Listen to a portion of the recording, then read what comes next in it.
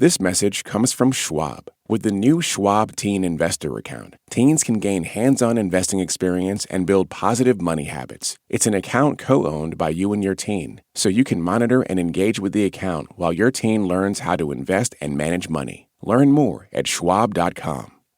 Hey everyone, just a quick message before class gets started.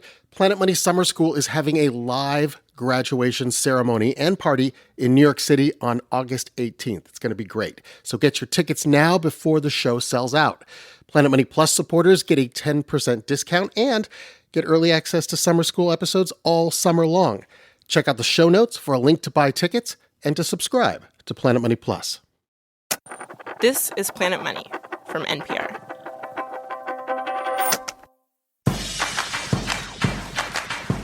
Welcome back, class, to Planet Money Summer School, the only economics degree that comes with UV protection for the beach, SPF 50.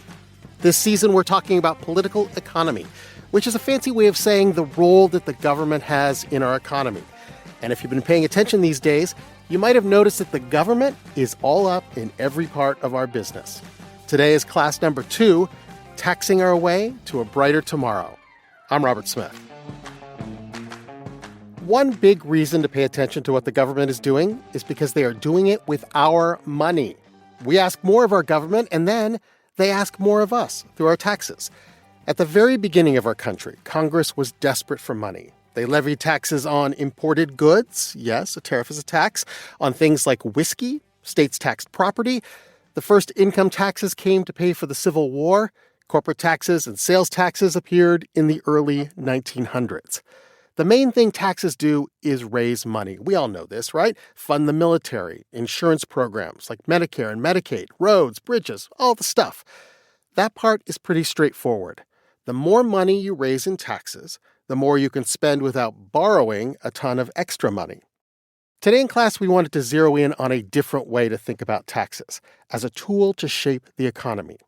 Taxes can be used to redistribute income to those who need it the most. Taxes can stimulate or slow economic growth. Taxes can be used to influence our habits and maybe even save the planet. With great taxing power comes great responsibility. That's why some of us love to talk about taxes. Well, as a person, I probably don't love taxes, but as an econ professor, absolutely. It is our biggest fiscal tool. Hey, before you jump in, you have to introduce yourself to the class. Oh, man. I quit. I'm out. So my name is Darrick Hamilton. I'm a university professor and the Henry Cohen Professor of Economics and Urban Policy at the New School, and I run an institute on race, power, and political economy also at the New School. So taxes, ultimate tool of government, how does it work? How does the tax code change our behavior? How does it change society? It certainly changes behaviors. It can incentivize various things. For example, if we offer a tax rebate or subsidy for people to green their house, to convert from gas furnace to electric furnace, well, that's a change in behavior that presumably is good for the environment. Not presumably, is actually good for the environment. And the government's also making choices when it has things like deductions, right? It seems like, deductions, it's just something I do on my tax forms. But they have made specific ideas that we want to let you keep that money so you will spend it for a specific purpose that we want you to spend it for. And famously in the United States of America, we have a deduction you can take for interest you pay on your home mortgage, which encourages people to own homes rather than rent them. Exactly right. I mean, we have a society that a lot of people not only live in their home, many Americans use their home as a mechanism to save, a mechanism to grow their wealth. And the tax code has incentivized that. And with every change in the tax code, there are winners and losers. I always think of the different ways we tax forms of income. You know, $1 isn't always $1. So $1 made by a corporation, that may, after accounting, get no taxes. $1 made by selling something, capital gains, gets maybe a low tax rate. But $1 at my job, at least the most recent dollar, gets taxed at a pretty high rate. Exactly. And you are describing the ways in which we structure behavior and frankly structure inequality by way of our tax code. So taxes reflect value. They reflect societal value. So if we tax wages at some rate and then we tax, say, capital gains, which is a form of income that's generated from owning an asset. Yeah, selling stocks, for instance. Selling stocks. Well, if we tax stocks at a different rate than we tax wages, that's reflective of values. Both of them generate revenue, but you could imagine that some people have greater access to wages versus some people have a greater wealth by way of reaping the rewards from, say, stocks, dividends from stocks. Well, over the course of today's class, we're going to hone in on some of the different reasons and ways that the tax code can change behavior, both for the good and for the bad, and remake society, as you say, Darrick, in the form of our own values. There it is. After the break.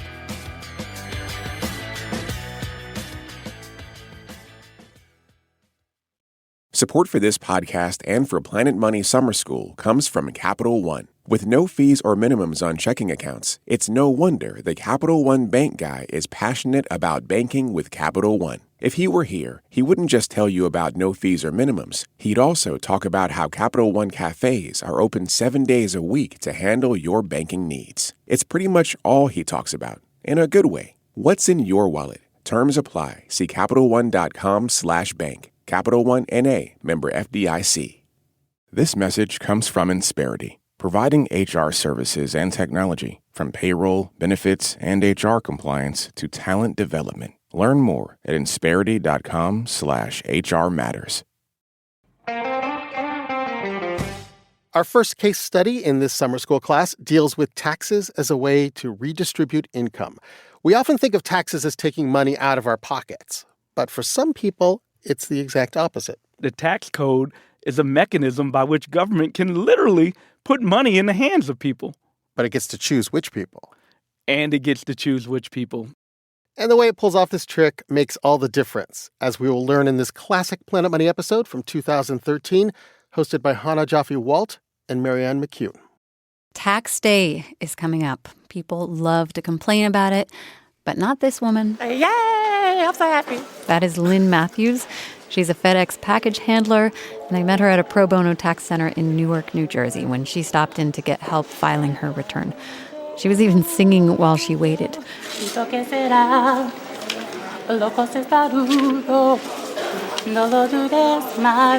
And that's because for Matthews, tax time is bonus time. For people like her, that bonus can be a big one. It can be more than $5,000. Often it's more than you paid in taxes for the entire year. Lynn Matthews is one of nearly 30 million people who receive this bonus. It doesn't sound exciting when you see it on the tax form. It's got a very technical, kind of boring-sounding name. It's the Earned Income Tax Credit. But Lynn Matthews doesn't find it boring at all. Earned income credit. I'm so happy. I'm happy, yay! The Earned Income Tax Credit is one of the biggest cash transfers we have in this country. More than $60 billion last year handed from wealthier Americans to poorer Americans. You'd think there'd be a lot of discussion about this, right? Right. And yet the surprising thing is almost everyone who looks at the Earned Income Tax Credit, the EITC, pretty much likes it, right? That's exactly right. It's been expanded by every president, right and left, since the 1970s. I'm talking Reagan, Clinton, both Bushes, and Obama.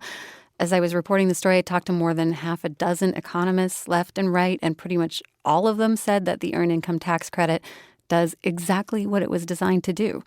The architects of the EITC wanted to help poor people and at the same time encourage them to work. And by God, they did. It worked. You know, the rocket was launched and it hit the moon. This is Richard Burkhauser of Cornell University, and he told me that you do not see that kind of success very often when it comes to programs for the poor. I'm not exaggerating when I'm telling you, look, I've been doing public policy since the 1970s, and there's not a hell of a lot of these programs where you can see the tremendous change in the behavior of people in exactly the way that all of us hoped it would happen. So, Marian, can you just lay out how it works? Okay, so very simply, the U.S. government says if you work but you're still poor, we're going to give you a bonus. And if you have kids, it's going to be a big bonus, a big chunk of money. It could be more than a third of what you made all year, and it comes in one big lump sum. Review, please. When I was at the tax center in Newark, I met this woman named Miriam Ochoa, and she says she still remembers the first time that she got it. I'm saying, are you serious? This is for me? It was about $3,000, and that's after making only about $9,000 the whole year working part-time at a bank. And living on $9,000, that is really hard. Ochoa had to seriously save every penny of her money. She told me that on her long commute to work, she remembers going past this one McDonald's every day and smelling the French fries, but telling herself, You have to say no because I have to pay my rent. living on $9,000 is clearly very difficult. And if you want to design a policy that's going to help poor people, giving them $3,000 more, that seems like a pretty intuitive thing to do. But the EITC, the more you learn about it, the more counterintuitive it seems. So let's just walk through this. So imagine, the way American policymakers have thought throughout history about helping poor people. You imagine the poorer someone is, the more help they need. So the more money you want to give them. So, for example, you get food stamps or you get subsidized housing, you get, free government health insurance if you're poor. And if you start working and make enough money, you get kicked off food stamps or you get kicked out of your housing, or you no longer have government health insurance because you no longer have need. And for most of us, we look at that and say, that makes a lot of sense. And there's certainly lots of good arguments for why these programs are useful.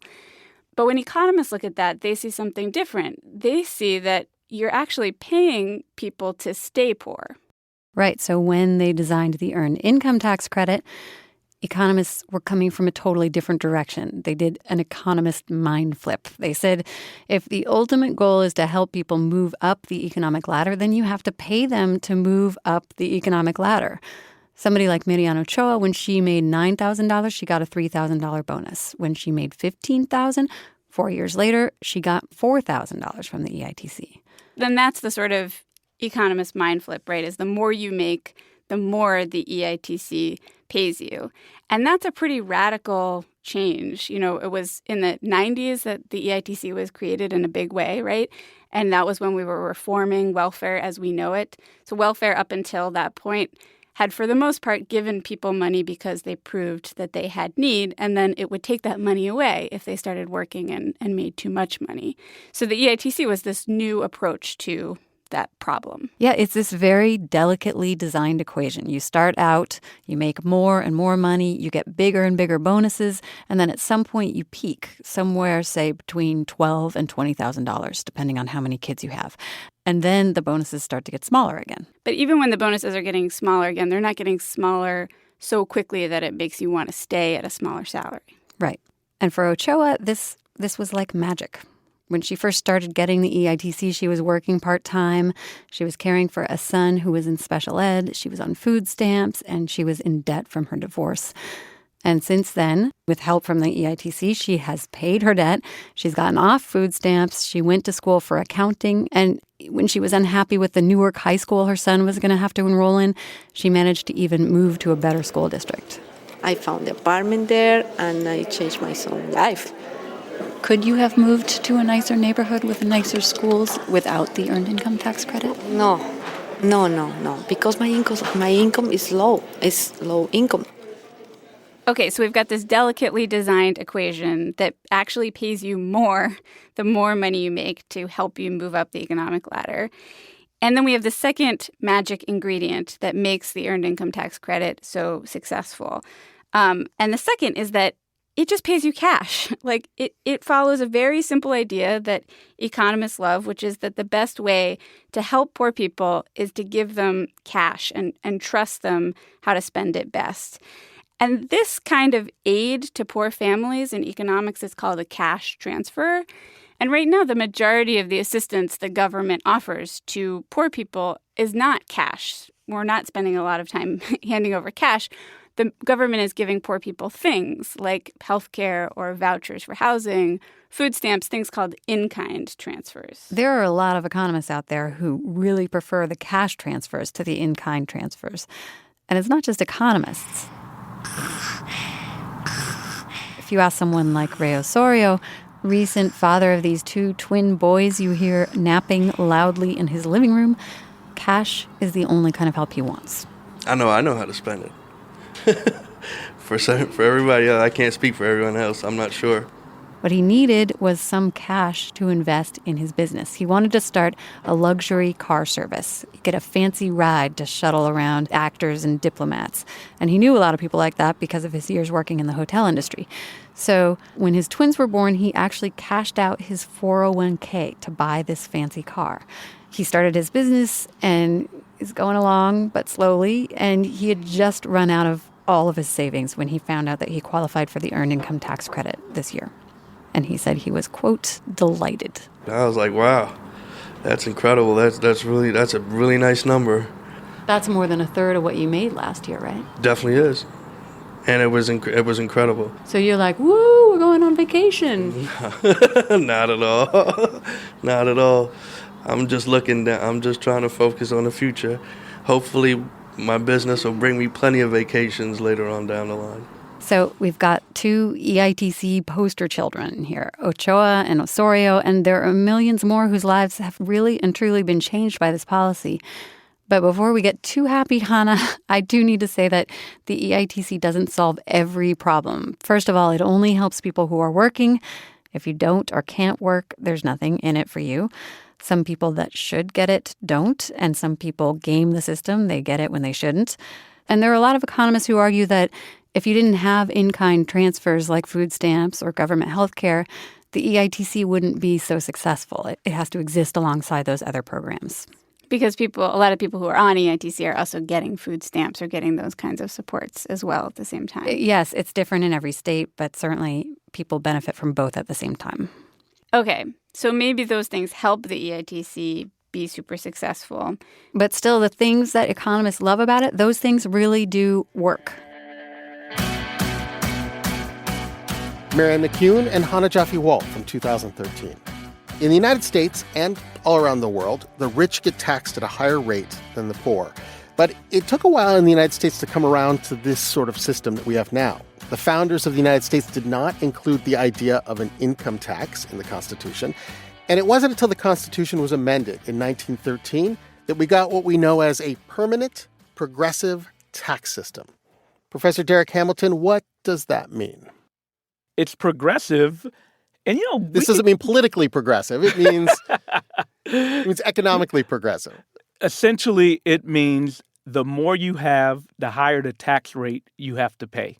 And in the old days, there was this really wide range. If someone was poor, they would maybe not pay anything in taxes. But for the very richest of Americans, at a certain point during the last century, I think their marginal tax rate was up to 70% on that very last dollar that they earned. This is a classic example of a progressive tax code, but some American taxes are regressive. What's a regressive tax, and what's an example of that? A flat tax is a regressive tax. Everybody pays 12%? Everybody pays 12% of their income. That's regressive because some people just have lower incomes. When we think about consumption taxes, those are regressive taxes. Consumption taxes meaning like sales tax, A right? sales tax. Everybody who buys a bagel in New York City pays, I think it's like almost 9% of the price tag, something in there. Getting up there. 9% on a bagel doesn't mean very much to me, perhaps, but it might mean a lot to somebody who's making a very low wage. Yeah, if a bagel costs $10, that dollar that goes towards taxes for somebody who earns $1,000 a week is much less than somebody who earns $100 a week. So we have this progressive income tax code in the United States, and maybe you can say we do it because it's the right thing to do. But there's an economic way to think about progressive taxation, and that's through this concept called marginal utility.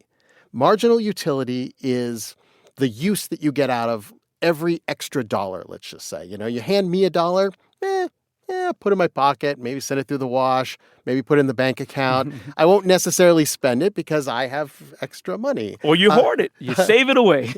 Or if you give a single dollar to someone who is making below average wages, they're more likely to spend it, or as we heard in the story, invest in their business or even go to Disneyland. How does this marginal utility play into thinking about taxes? Is it literally that like a dollar means less to me than it does to them? You know, the concept of marginal utility is often thought about in an individual perspective. And indeed, there is this other concept in economics called diminishing returns. Explain that. It simply means the more you have of something, having an additional unit of it at some point begins to tail off in terms of increasing value to you. So we can give a simple example. If you have $100 and you get an additional dollar, well, going from $100 to $101 might be less valuable to you than going from, say, $1 and getting an additional dollar. Double your money. Yeah. So, and we can think of it in a literal sense in terms of being able to simply buy things. When you want to buy food, for example, if you have a whole lot of money, getting an additional dollar is not going to make that much of a difference in your consumption habit for food. But if you're lower income, getting additional dollars or an additional dollar will indeed lead to a bigger effect in terms of what you can actually consume. So if you're building a tax code and you know this economic principle, do you literally think, well, not that I'm taking from the rich and giving to the poor, but you're thinking like a dollar means less to a rich person than it does to a poor person? Well, if you ask them, they might tell you, no, it means the same to me. But also in economics, we know that revealed preference often happens through some behavioral thing. Don't tell me what you value, show me what you value. But we can go a little deeper, Robert. We actually get to define value. We actually get to use our tax code. We get to, as a society, make choices of what we value. So we may not like the fact that poor people simply don't have enough money to eat. So as a society, we can ensure that people have enough money to eat. And furthermore, not only will they have enough money to eat, they can use that additional money in ways to invest in their own productivity that becomes more valuable than that single $1 would have been to somebody who's already wealthy. And as we heard from the Earned Income Tax Credit story, people across the political spectrum, they're okay with that. Coming up on our taxing episode of Planet Money Summer School, if the tax code can send money to the poor and even help them invest in their own futures, what other magical things can it do? Can it save the planet? After the break. Support for this podcast and for Planet Money Summer School comes from Capital One. With no fees or minimums on checking accounts, it's no wonder the Capital One bank guy is passionate about banking with Capital One. If he were here, he wouldn't just tell you about no fees or minimums. He'd also talk about how Capital One cafes are open 7 days a week to handle your banking needs. It's pretty much all he talks about, in a good way. What's in your wallet? Terms apply. See CapitalOne.com/bank. Capital One N.A., member FDIC. This message comes from American Home Shield. It's not a matter of if an appliance or system, like your HVAC, will break, but when. Without a home warranty, these repairs or replacements can cost thousands. But with an AHS home warranty, they will fix covered breakdowns, helping protect your wallet. Get 20% off all plans at ahs.com/NPR and see promo details. See ahs.com/contracts for coverage details, including service fees, limitations, and exclusions. This message comes from Bombas. Bombas compression socks help keep legs fresh on travel days, work days, leg days, and more. That's all-day relief with everyday style. Go to bombas.com/NPR. Okay, class, it's about to get nerdy in the summer school. We're going to talk about a dead economist, an impossible-to-understand equation, and somewhere in there a way that the government can nudge businesses to do what's right for society. It's a case study from Sarah Gonzalez and Jacob Goldstein, and it's the story of Arthur Pigou and the thing that he invented called Pigouvian taxes. Pigou was born in England in 1877. Okay, sounds like the beginning of a story. And for 35 years, Pigou was the only professor of economics at Cambridge University. And he started when he was really young, 30. Everything we know about Pigou is kind of patchworky because Pigou didn't want us to know about him. Nahid Aslanbegi is a Pigou expert, has been studying Pigou since the 80s, wrote a book on Arthur Cecil Pigou. I think he thought his life would be subject to a lot of scrutiny after his death, so he destroyed his private correspondence. He was a very private man. Pigou loved the outdoors. He was a serious mountain climber, would show up to fancy economics lunches in his climbing clothes with an ice axe and all of the... That's compelling. That's tough. But Pigou cared about the world, and he cared about people. He cared about people living in poverty, kids working in factories, maternity leave. He wanted mothers to get maternity leave 100 years ago. Yes. How progressive of Pigou. Yes, he was a progressive, like a lot of the late Victorians. So Pigou loved the outdoors, and he was living near London at this time, the early 1900s, when air pollution had become a huge problem. They're burning coal, right? And it's like you see those old pictures where it's like dark in the middle of the day. It's like worse pollution than you can imagine now. Yeah, and the smog was called at the time London fog. Some people called it pea soup. It looked like pea soup if you make split pea soup with yellow split peas. It was thick. It covered everything. It was an oily substance that covered furniture, enter your rooms. You would breathe it. It killed people. It killed animals. And Pigou thought about this not just as an outdoorsman, but as an economist. As an economist, he also saw the cost of London fog. He thought it would increase healthcare costs. It would affect vegetation, livestock. It would wreck your furniture. Everyone would have to buy new furniture. Everyone had to wash their clothes more often. Those are all costs. And the people burning the coal weren't going to be paying for this.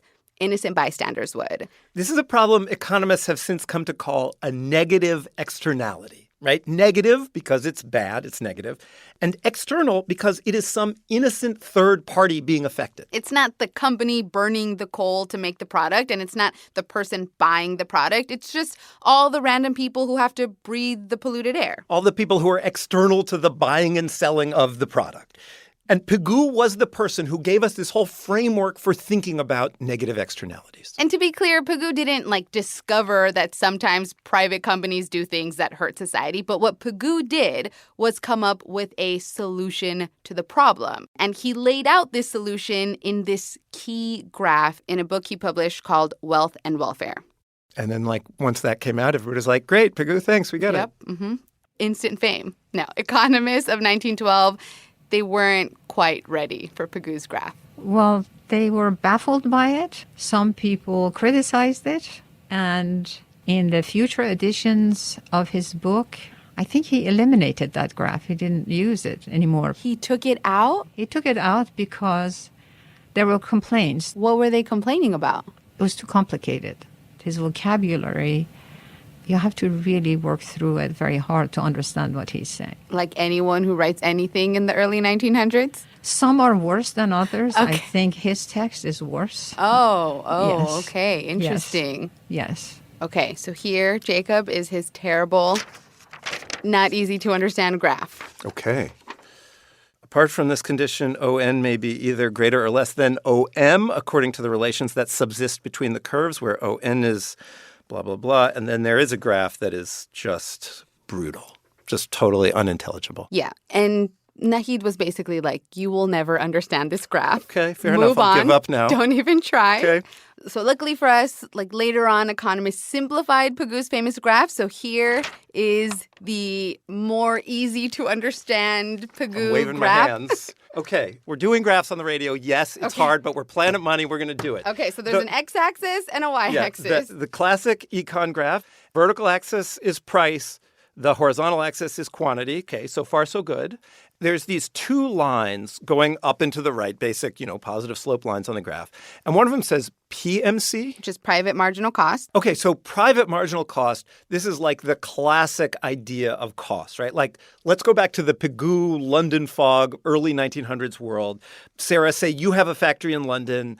You are burning coal to make your products, whatever you're making. Socks. I'm making socks. So this line, the private marginal cost line, is the cost for you to make socks in your coal-burning, polluting factory. That's the private marginal cost. Okay, and then this other line says SMC. SMC, that's the social marginal cost, and that would be the cost on society for me to make my socks. So that one is not only the cost to you of whatever, the wool and the labor and the machines, but also the cost of all of the pollution that your factory is emitting. Exactly. That's the cost of everyone who gets sick from my pollution and everyone who has to wash their clothes and buy new furniture. That's the social cost. And in this graph, the social cost, the cost on society, is higher than the private cost. So another way to say this then is when there is a negative externality, right? When you're running your polluting factory to make your socks, the price you're selling those socks at is too low, right? Because if I'm buying your product, I'm paying just the private cost for those socks. But the real cost, when you take into account externalities, should be higher.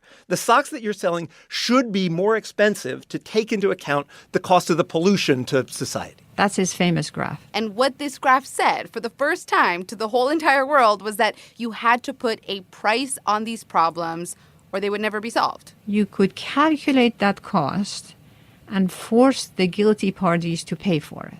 Like, figure out how much London fog is costing people and then force the companies burning the coal, creating the London fog, to pay for it, not the innocent bystander.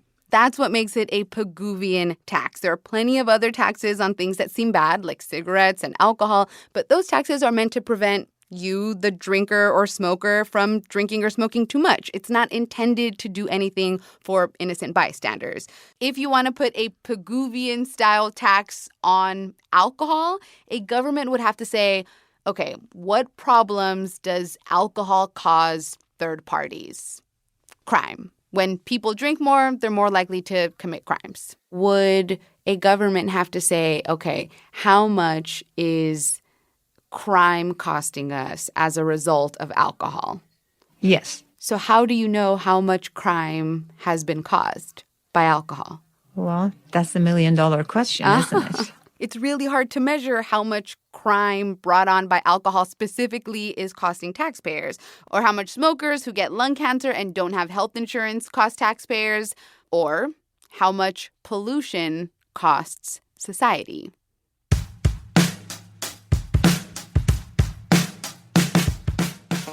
Sarah Gonzalez and Jacob Goldstein from a show we did in 2019.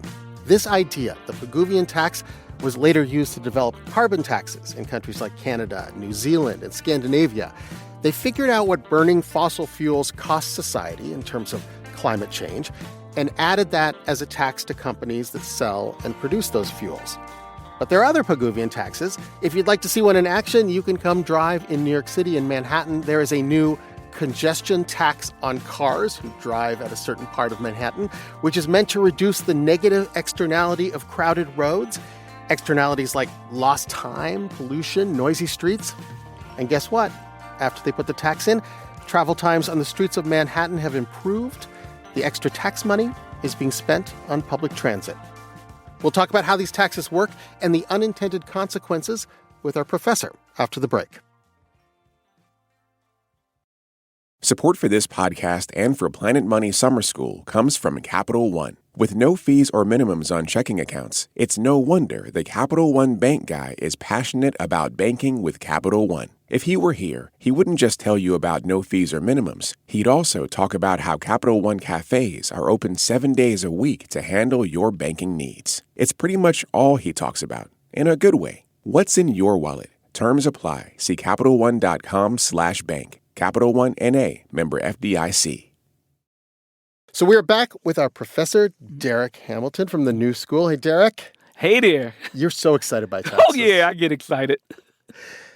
Let's go to the very basic economic principle of using taxes to change behaviors, whether it's corporate or individual. Why does putting a tax on something create less of it? It makes something more or less expensive.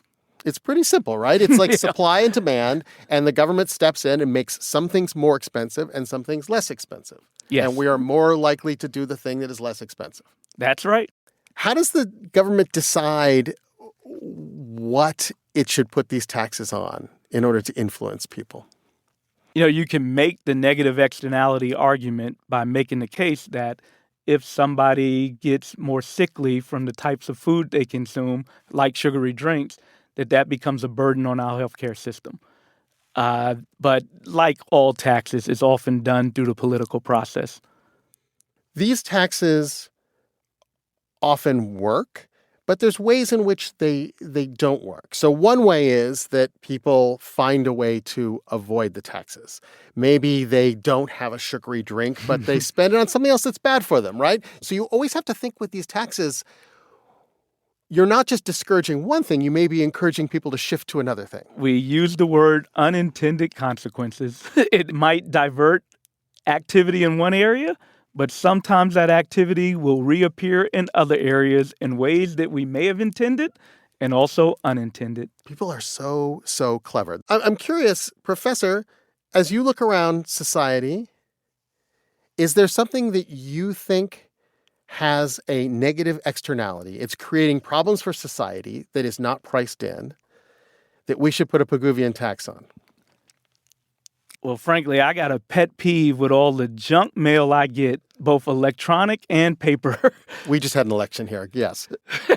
So from a personal perspective, I would love that there was not a zero cost of sending emails that I certainly don't want to read. And frankly, I wish we taxed some of the mass bulk mailing that I get on a daily basis and have to dispose of, and surely it's not good for the environment. This is genius. And we learned from this episode that you have to kind of work it out. Like, what is the cost to society? How much time are you spending, right, going through junk mail? So we'd have to figure that society-wide. We'd add that to the cost of sending junk mail. And then we'd have to, figure out a way to maybe spend that money for alternatives, right? So how could we spend that money if we tax these junk mailers? I mean, one way is we could use some of that money to help with our recycling cause. Exactly. That's great. I was going to say libraries so that people read more valuable material. But yeah. These are the sort of principles here of the Pigouvian tax. Exactly. One of the things we love to do here is vocabulary words. It's so funny. When I was in high school, I hated vocabulary words. But now, I do it for a living. Because I think it does focus us on what exactly can we take with us out into the world from this episode. One of our very basic vocabulary words is progressive taxation. What does that mean? Progressive taxation would suggest that those who can least afford to pay the tax pay a lower rate than those who can most afford to pay it. Marginal utility. Oh, I feel like we're in Econ 101. What is marginal utility? I mean, utility is a concept to represent value, and marginal is an additional item, a small change. So marginal utility, if we add them together, how does your value from the item change from one additional unit? If you've been in Econ 101, you know they will bring up the example of pizza slices. By the time you get to the third or fourth slice, your marginal utility may be not as much from an extra slice of pizza. In the episode on Pigou, we talked about negative externalities. What's a negative externality? It's the additional cost borne on to society from some private actions. And the key is the private action is not priced into the product. You're basically getting the product for cheap because it doesn't factor in the terrible stuff it does. That's right. You don't know how many hours you're costing of Darrick's time when you send him junk mail. Yes. It's a real societal cost. Stop sending me junk mail. And as our final vocabulary word, the way to fix a negative externality is a Pigouvian tax. Put the real cost of societal harm into the price of the product and let the market decide if it's worth it. Thanks so much, Darrick Hamilton from the New School. It was great to have you in. Thank you, sir. Appreciate you.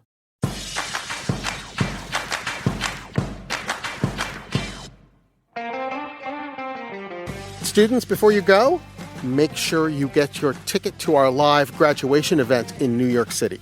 It's on August 18th. You can wear a gown, bring your parents, and compete to become the class of 2025 summer school valedictorian.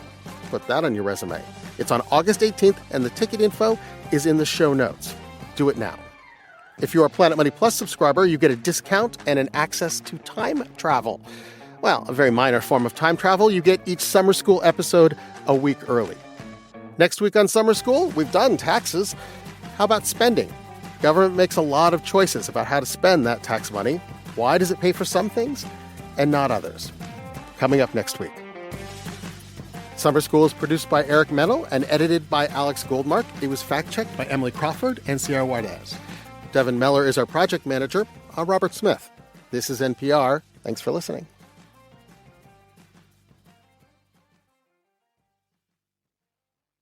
This message comes from IXL. IXL is designed to help students strengthen core skills and build confidence before the new school year begins. The adaptive platform provides personalized learning for pre-K through 12th grade and is used in 96 of the top 100 school districts in the United States. 1 hour of tutoring can cost more than an entire month of IXL. Receive an exclusive 20% discount on an IXL membership at IXL.com/NPR.